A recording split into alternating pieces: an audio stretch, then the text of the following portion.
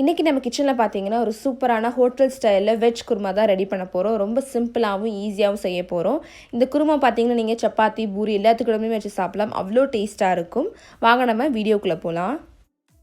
நான் ஒரு கடாயில் பார்த்தீங்கன்னா 2 ஸ்பூன் அளவுக்கு எண்ணெய் ஊற்றிருக்கேன். எண்ணெய் நல்லா ஹீட் ஆயிடுச்சு. இப்போ நான் இது கூட 1 ஸ்பூன் அளவுக்கு சோம்பு ஆட் பண்ணிக்கிறேன். இது கூட நான் 1 பட்டை துண்டு, 2 ஏலக்காய், 2 லவங்கம் ஆட் பண்ணிக்கிறேன். இப்போ நான் இதில் சின்ன வெங்காயம் ஆட் பண்ணிக்கிறேன். நான் ஒரு 15லேருந்து 20 சின்ன வெங்காயம் கட் பண்ணி வச்சுருக்கேன். நம்ம இதில் ஆட் பண்ணிக்கலாம். இப்போ நான் இதில் பச்சை மிளகாய் ஆட் பண்ணிக்க போகிறேன். நான் ஒரு 7 பச்சை மிளகாய் எடுத்துருக்கேன். நீங்கள் உங்கள் காரத்து இந்த மாதிரி பச்சை மிளகாய் எடுத்துக்கோங்க. பச்சை மிளகாவை இந்த மாதிரி 2ஆக உடச்சி ஆட் பண்ணிக்கோங்க. இப்போ நம்ம இது எல்லாத்தையுமே நல்லா வதக்கிக்கலாம்.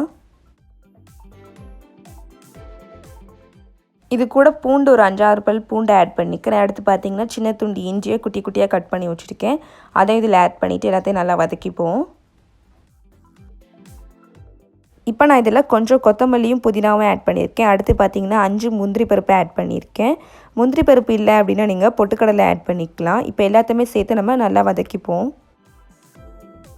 இப்போ எல்லாமே நல்லா வதங்கிருச்சு. இப்போ நான் இது கூட 1/2 மூடி தேங்காய் துருவனதை ஆட் பண்ணிக்கிறேன். அதையும் நம்ம நல்லா வதக்கிப்போம். இப்போ நல்லா வதக்கியாச்சு. இப்போ நம்ம இதை ஆற வச்சிடலாம். ஆற வச்சுட்டு நல்லா மிக்சியில் நைஸாக அரைச்சிக்கலாம்.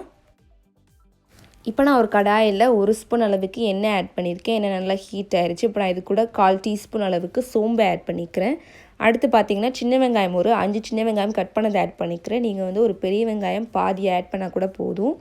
அடுத்து பார்த்திங்கன்னா ஒரு பெரிய தக்காளி கட் பண்ணதை ஆட் பண்ணிக்கிறேன். தக்காளியை பார்த்திங்கன்னா இந்த ஸ்டேஜில் நம்ம வதக்கிக்கலாம். அப்படி இல்லை அப்படின்னா நம்ம இதுக்கு முன்னாடி வதக்கணும் பாருங்கள், அந்த ஸ்டேஜ்லேயே நம்ம தக்காளி ஆட் பண்ணிக்கலாம். இப்போ வெங்காயம் தக்காளி ரெண்டுமே நல்லா வதங்கிருச்சு. இப்போ நம்ம சோம்பு மட்டும் வச்சு கூட குருமா செஞ்சிடலாம். பட் இந்த மாதிரி காய்கறிகள் ஆட் பண்ணோம் அப்படின்னா இன்னும் நல்லா டேஸ்ட்டாக இருக்கும்.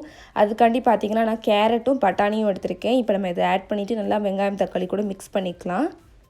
இப்போ இது நல்லா வதங்கிருச்சு. இப்போ நான் இது கூட நம்ம அரைச்சி வச்சுருக்க மசாலாவை இதில் ஆட் பண்ணிக்கிறேன்.